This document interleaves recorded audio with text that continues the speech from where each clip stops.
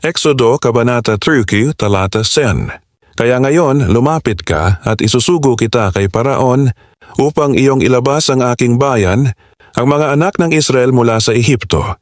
Bilang mga Kristiyano, marami tayong gawain na kailangang isakatuparan sa ngalan ng Diyos.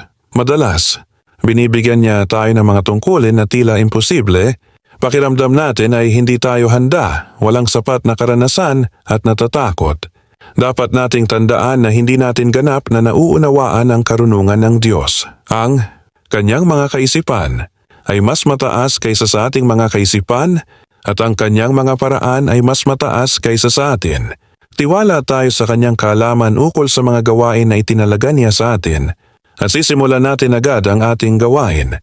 Manalangin tayo. Mahal na Diyos, ang mga tungkulin na ipinagkaloob mo sa amin ay tila nakaka-overwhelm.